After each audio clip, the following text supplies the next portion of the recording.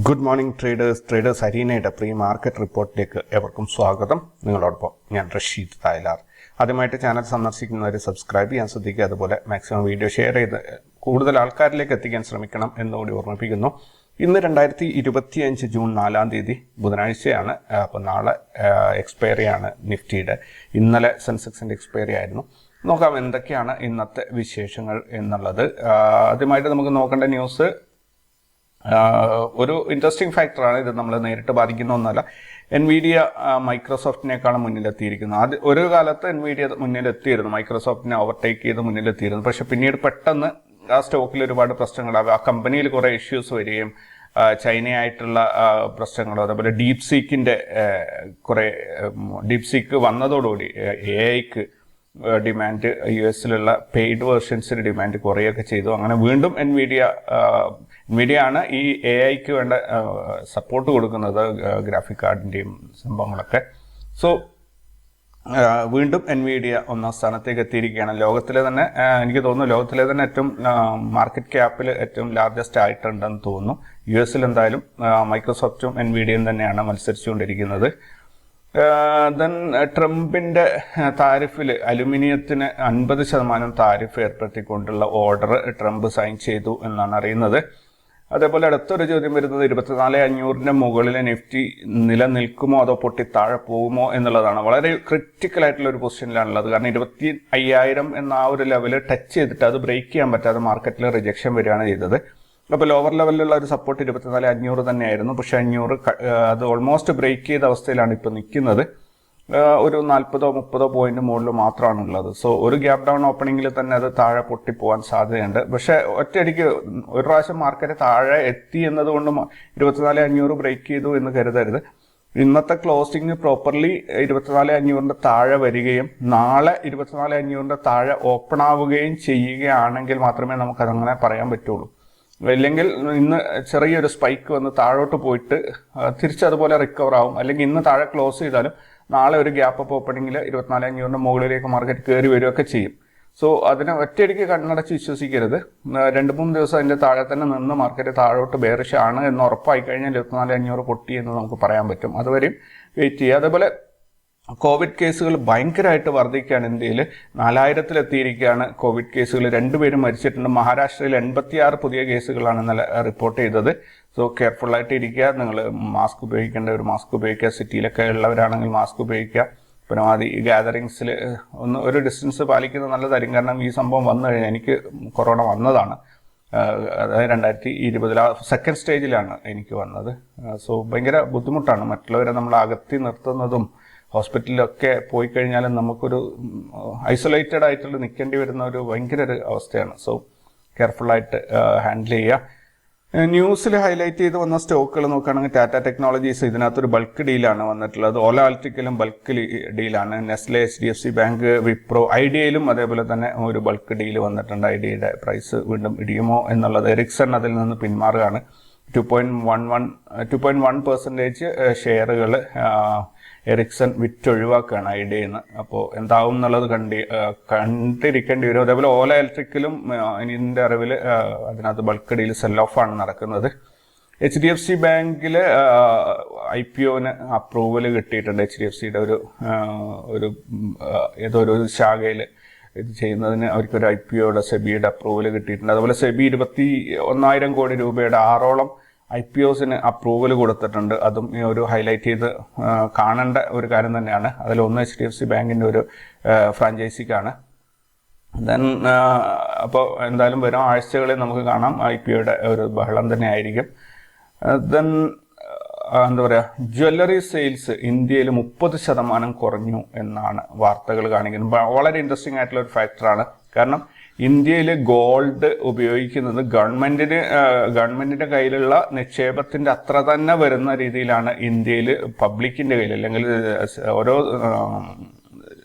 പൗരന്റെ കയ്യിലും നിലനിൽക്കുന്നത്. കാരണം അവർ ആഭരണങ്ങളായിട്ടും പല രീതിയിലുള്ള നിക്ഷേപമായിട്ട് സ്വർണം കരുതി വയ്ക്കുന്നുണ്ട്. പ്രത്യേകിച്ച് സൗത്ത് ഇന്ത്യയിൽ വളരെ കൂടുതലാണ് എന്നാണ് പറയുന്നത്. പക്ഷേ ഇപ്പോൾ സ്വർണത്തിന്റെ വില വർദ്ധിച്ചതുകൊണ്ട് തന്നെ ജ്വല്ലറി സെയിൽസ് 30% കുറഞ്ഞു എന്നാണ് പറയുന്നത്. സോ സ്വർണത്തിന്റെ വില ഇടിയുന്നത് വരെ നമുക്ക് കാത്തിരിക്കാം ജ്വല്ലറി വാങ്ങിക്കാനായിട്ട്. കല്യാണങ്ങൾ നടക്കുമ്പോൾ ഉറപ്പായിട്ട് എല്ലാവരും ജ്വല്ലറി വാങ്ങും. പക്ഷേ പണ്ട് 100 പവനും 1 കിലോ സ്വർണ്ണമൊക്കെ കൊടുത്തിരുന്ന ആ ഒരു അവസ്ഥയൊക്കെ മാറിയിട്ട് ഇപ്പോൾ 1 പവനും 5 പവനും എന്നുള്ള ഒരു ലിമിറ്റിലേക്ക് സ്വർണത്തിന്റെ ഒരു കളക്ഷൻ മക്കൾക്ക് കൊടുക്കുന്ന ഓരോ പാരന്റ്സും ലിമിറ്റ് ചെയ്തിട്ടുണ്ട്.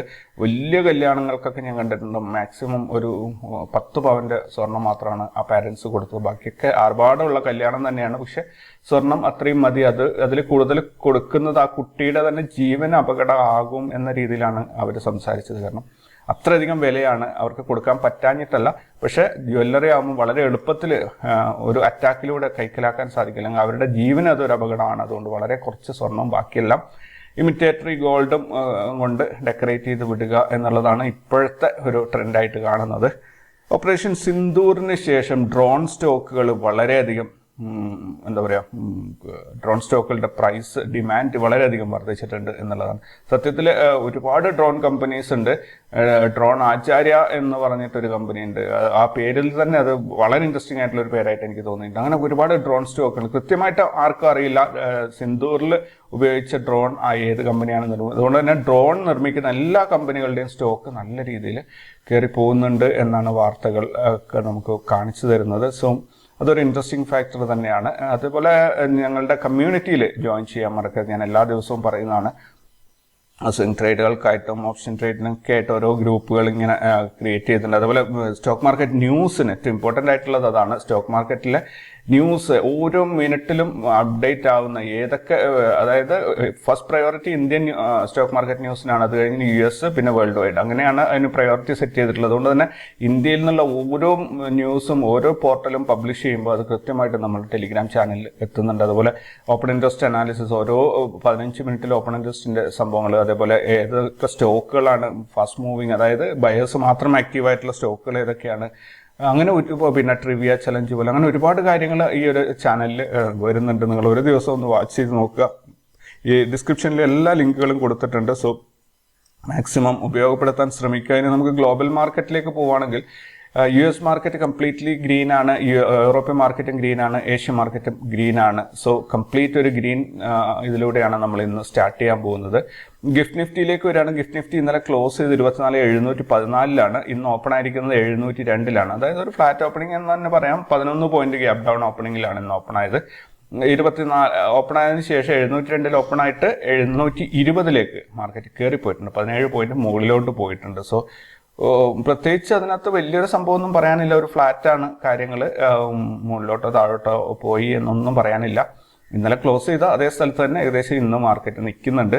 സോ സൈഡ് വൈസ് മൂവ്മെന്റ് വരുമോ അല്ല ഇവിടുന്ന് ഫർദർ അപ്പ് റാലി വരുമോ എന്നൊക്കെ ഉള്ളത് ലൈവ് മാർക്കറ്റിൽ കുറച്ച് നേരം കൊണ്ട് നമുക്ക് അറിയാൻ പറ്റും. കമ്മോഡിറ്റീസിലേക്ക് പോവുകയാണെങ്കിൽ ക്രൂഡ് ഓയിൽ $63.33 ട്രേഡിംഗ് നടക്കുന്ന പ്രൈസ് വർദ്ധിക്കുകയാണ് ചെയ്തിട്ടുള്ളത്. ഗോൾഡിന്റെ പ്രൈസ് കുറയാണ് ചെയ്തിട്ടുള്ളത്. $3,382 പ്രൈസ് കുറഞ്ഞിട്ടുണ്ട്. ബിറ്റ് കോയിന്റെ പ്രൈസ് ഇന്നലത്തേതിൽ നിന്നും മുകളിലോട്ട് പോയിട്ടുണ്ട്. $1,56,674 ഒരു ബിറ്റ് കോയിന്റെ പ്രൈസ്. ഇന്ത്യൻ രൂപയുടെ മൂല്യം സ്ലിപ്പായിട്ടുണ്ട്. 85 രൂപ 59 പൈസയാണ് ഒരു $1 ഇന്നത്തെ വിനിമയ നിരക്ക്. ഇത് ഇന്നലെ 85.51 ആയിരുന്നു. ചെറിയ രീതിയിൽ സ്ലിപ്പായിട്ടുണ്ട്. ഇനി ഗ്ലോബൽ ഡാറ്റ ഇന്ന് വരാനുള്ളത്, ഇന്ത്യയിൽ നിന്ന് വരാനുള്ള S&P ഗ്ലോബൽ സർവീസസ് PMI, ഈ ഒരു ഡാറ്റ ഇന്ത്യയിൽ നിന്ന് വരാനുള്ളതാണ്. US എന്നുള്ളത് ഒരുപാട് ഇവന്റ്സ് ഉണ്ട്. API weekly crude oil stock, MBA 30-year mortgage rate, MBA mortgage applications, MBA purchase index, mortgage market index, mortgage refinance index, ADP non fund employment change, S&P global composite PMI, S&P global services PMI, ISM non manufacturing business activity, ISM non manufacturing employment, ISM non manufacturing new orders, ISM non manufacturing PMI May. ഇത്രയും ഇതിൽ കൂടുതലുണ്ട്, പക്ഷേ എനിക്ക് ഇത്ര മാത്രമേ ഇവിടെ list ചെയ്യാൻ പറ്റിയിട്ടുള്ളൂ. So ഞാൻ ഓരോ ദിവസവും മോർണിംഗിൽ ഈ ന്യൂസ് പബ്ലിഷ് ചെയ്യുന്ന ടൈം കൃത്യമാക്കാൻ പറ്റാത്തതിൻ്റെയും കാര്യം ഇതാണ്.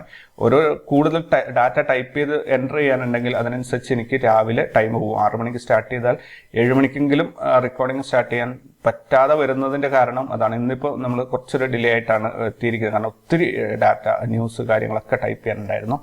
ദെൻ റിസൾട്ട് അനൗൺസ് ചെയ്യുന്ന കമ്പനികൾ നിഫ്റ്റി 500-ലുള്ള ഒരു കമ്പനികളും ഇന്ന് ലിസ്റ്റ് ചെയ്യപ്പെട്ടിട്ടില്ല. നിങ്ങൾക്ക് ഓരോ ദിവസത്തെയും റിസൾട്ടിന്റെ ലിസ്റ്റ് കിട്ടണം എന്നുണ്ടെങ്കിൽ നമ്മളെ stock market news every minute എന്നുള്ള ആ ടെലിഗ്രാം ചാനലിൽ ഒന്ന് നോക്കിയാൽ മതി. എല്ലാ ദിവസവും 8 മണിക്ക് ഈ ലിസ്റ്റ് കംപ്ലീറ്റ് ലിസ്റ്റ് അതിൽ പബ്ലിഷ് ചെയ്യുന്നുണ്ട്. ഇപ്പോൾ ഇനി അങ്ങോട്ട് കമ്പനികളുടെ എണ്ണം കുറവായിരിക്കും. മോസ്റ്റ് പ്രോബ്ലി ഒന്നും ഉണ്ടാവാൻ സാധ്യതയില്ല. കാരണം കഴിഞ്ഞ മാസം മെയ്യിൽ ഇതെല്ലാം തന്നെ അവസാനിച്ചു. ഇനി 2 മാസം കഴിഞ്ഞിട്ടാണ് പുതിയ റിസൾട്ടുകൾ വരിക. അതുവരെയും തന്നെ റിസൾട്ടുകളുടെ എണ്ണം കുറവായിരിക്കും. F&O ബാനിൽ വന്നിരിക്കുന്ന മണപ്പുറം ഫിനാൻസ് ആണ്. ഇത് എല്ലാ കാലത്തും ഈ ഒരു കമ്പനി F&O ബാനിൽ കിടക്കുന്ന ഒരു കമ്പനിയാണ്. ഇൻസ്റ്റിറ്റ്യൂഷണൽ ആക്ടിവിറ്റീസ് നോക്കുകയാണെങ്കിൽ ഇന്നലെ ഫോറിൻ ഇൻസ്റ്റിറ്റ്യൂഷൻസ് 2853 കോടിയുടെ സെല്ലിംഗ് ആണ് ചെയ്തത്. ഡൊമസ്റ്റിക് ഇൻസ്റ്റിറ്റ്യൂഷൻസ് 5907 കോടിയുടെ ബൈയിങ് ആണ് ചെയ്തത്. മൊത്തത്തിൽ 3054 കോടി രൂപ ഇന്ത്യൻ മാർക്കറ്റിലേക്ക് നിക്ഷേപം എത്തിയതായിട്ടാണ് നമുക്ക് കാണാൻ സാധിക്കുന്നത്. സെക്ടറൽ പെർഫോമൻസിലേക്ക് പോവുകയാണെങ്കിൽ മീഡിയ റിയാലിറ്റി ഒഴികെ ബാക്കിയെല്ലാം തന്നെ നെഗറ്റീവിലാണ് കഴിഞ്ഞ ദിവസം ക്ലോസ് ചെയ്തിട്ടുള്ളത്.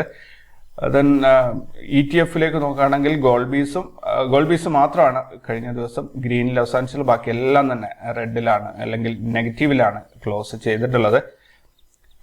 ബയേഴ്സ് മാത്രം ആക്റ്റീവായിട്ടുള്ള സ്റ്റോക്കുകൾ നോക്കുകയാണെങ്കിൽ Sterling Tools, NRB Industrial, Delta, Salona, Cotspin, Indian Metals, Welspun Invest, Servotech Renew, Inswift Labs, Indoco Remedies, Nova Agritech. ഇത്രയും സ്റ്റോക്കുകൾ ബയേഴ്സ് മാത്രം ആക്റ്റീവായിട്ടുണ്ടായിരുന്ന സ്റ്റോക്കുകളാണ് കഴിഞ്ഞ ദിവസം. ദെൻ ഇന്നലെ സെല്ലേഴ്സ് മാത്രം ആക്റ്റീവായിട്ടുണ്ടായിരുന്നതാണ് Parsvnath, Pudumjee Industries, Genus Power, Indostar Capitals, Aptus Value, IFB Agro, PIL Italica, Goda Capcon, Mukta Arts, Avanti feeds. ഇത്രയും സ്റ്റോക്കുകൾ, അവന്തി ഫീഡ്സ് ഒക്കെ അത്യാവശ്യം ഫേമസ് ആയ സ്റ്റോക്കുകളാണ്. അപ്പോൾ എന്തായാലും സെല്ലേഴ്സ് ആക്റ്റീവായിട്ടുള്ള 10 സ്റ്റോക്കുകളാണ് ഞാനിപ്പോൾ വായിച്ചത്. ദെൻ ഇന്നലത്തെ നിഫ്റ്റിയുടെ പെർഫോമൻസ് നോക്കുകയാണെങ്കിൽ നിഫ്റ്റി ഇന്നലെ 243 പോയിന്റ് നഷ്ടത്തിൽ 24,542 ഇന്നലെ ക്ലോസ് ചെയ്തിരിക്കുന്നത്. 502 വരെയും പോയിരുന്നു. 24,502 വരെയും മാർക്കറ്റ് എത്തിയിരുന്നു. അവിടെ നിന്ന് ആ ഒരു ചെറിയൊരു സപ്പോർട്ടിൽ മാർക്കറ്റ് കയറി വരികയാണ് ചെയ്തത്. ദെൻ ഈ ആഴ്ചയിൽ ഇതുവരെയായിട്ട് 127 പോയിന്റിന്റെ നഷ്ടമാണ് നിഫ്റ്റിക്കുള്ളത്. ഈ മാസത്തിൽ ഇതുവരെയായിട്ട് 127 പോയിന്റിന്റെ, ജൂൺ മാസത്തിൽ 127 പോയിന്റിന്റെ നഷ്ടത്തിലാണ് നിഫ്റ്റി പോയിക്കൊണ്ടിരിക്കുന്നത്. കഴിഞ്ഞ മാസം തന്നെ 500 പോയിന്റിന്റെ അടുത്തുള്ള ഗ്രോത്ത് മാത്രമേ നിഫ്റ്റിക്ക് കിട്ടിയിട്ടുള്ളൂ.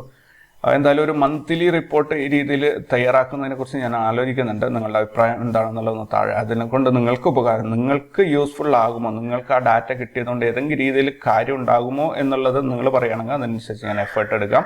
അല്ലെങ്കിൽ വെറുതെ എഫേർട്ട് എടുത്ത് യൂട്യൂബിൽ വീഡിയോ അപ്ലോഡ് ചെയ്യുക എന്നുള്ളത് എൻ്റെ ഒരു ലക്ഷ്യമല്ല. ആർക്കെങ്കിലും അതുകൊണ്ട് ഉപകാരപ്പെടുമെങ്കിൽ മാത്രമാണ് നമ്മൾ ഇത് ചെയ്തതുകൊണ്ട് കാര്യമുള്ളൂ.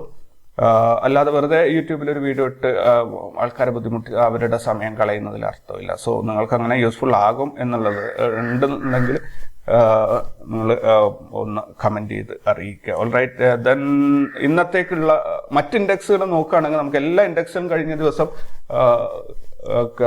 റെഡിലാണ് ക്ലോസ് ചെയ്തിട്ടുള്ളത്. ദെൻ ഇന്നത്തേക്കുള്ള ഒരു ഡാറ്റ നോക്കുകയാണെങ്കിൽ PCR വന്നിരിക്കുന്നത് 0.6 ആണ്. ക്ലിയർലി ബെയറിഷ് മൂവ്മെന്റ് ആണ് സൂചിപ്പിക്കുന്നത്. 25,500 ഹയസ്റ്റ് കോൾ റേറ്റിംഗ് വന്നിട്ടുള്ളത്. 2,15,000 ആണ്. ദെൻ ഹയസ്റ്റ് പുട്ട് റേറ്റിംഗ് വന്നിട്ടുള്ളത് 24,000 1,00,000 ആണ്. 24,000 പുട്ട് റേറ്റിംഗ് വന്നിട്ടുള്ളത്. വിക്സ് കിടക്കുന്നത് 16.56 ഇൻട്രാഡേ ട്രേഡേഴ്സിന് പറ്റിയ ഒരു വിക്സ് തന്നെയാണ്. സ്പോട്ട് പ്രൈസ് ക്ലോസ് ചെയ്തിരിക്കുന്നത് 24,542.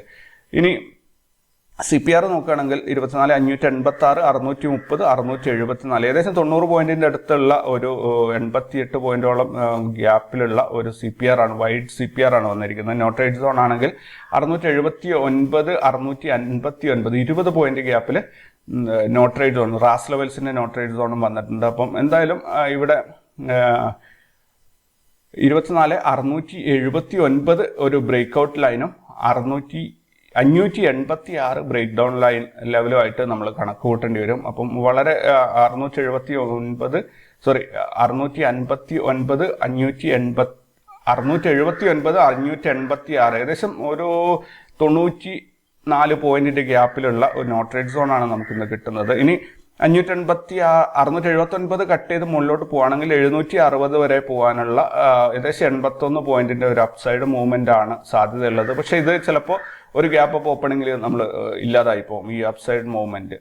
ഇനി താഴോട്ടാണ് പോകുന്നതെങ്കിൽ 586 കട്ട് ചെയ്ത് താഴോട്ട് പോവുകയാണെങ്കിൽ 325 വരെ പോകാനുള്ള ഏകദേശം 260 255 പോയിന്റോളം താഴോട്ട് പോകാനുള്ള ഒരു സാധ്യതയും കാണിച്ചു തരുന്നുണ്ട്. ഇവിടെ 586 കട്ട് ചെയ്ത് ഇറങ്ങുമ്പോൾ 24,500 ഒരു വലിയൊരു പ്രശ്നം തന്നെയായിരിക്കും. അവിടെ മിക്കവാറും മാർക്കറ്റ് റിജക്ഷൻ ഉണ്ടാവാനുള്ള എല്ലാ സാധ്യതയുണ്ട്. അല്ലെങ്കിൽ ഒരു പുൾ ബാക്ക് വന്ന് നമ്മുടെ സ്റ്റോപ്പ് ലോസ് ഒക്കെ എടുത്തിട്ട് പോകുന്ന ഒരു അവസ്ഥ ഉണ്ടാവും. അപ്പോൾ അത് പ്രത്യേകം ശ്രദ്ധിക്കുക. അതല്ലാതെ മറ്റു കാര്യങ്ങൾ എല്ലാം മാർക്കറ്റ് സ്മൂത്തായി പോട്ടെ എന്ന് ഞാൻ പ്രതീക്ഷിക്കുന്നു. കാരണം ഇവിടെ നമുക്ക് 24,500 മാർക്കറ്റ് മുകളിലോട്ടാണ് പോകേണ്ടത്. മാർക്കറ്റ് താഴോട്ട് പോകുന്നതിൽ വലിയ അർത്ഥമില്ല. നമുക്ക് മാർക്കറ്റ് മുകളിലോട്ടാണ് പോകേണ്ടത്. അപ്പോൾ ഇന്നത്തേക്ക് ഇത്രയൊക്കെയാണുള്ളത്. എല്ലാവർക്കും നല്ലൊരു ദിവസം ആകട്ടെ എന്ന് ഞാൻ ആശംസിക്കുന്നു. കൂടുതൽ വാർത്തകളും വിശേഷങ്ങളും ഒക്കെ ആയിട്ട് നമുക്ക് അടുത്ത വീഡിയോയിൽ കാണാം. അതുവരേക്കും you take care and bye. Thank U.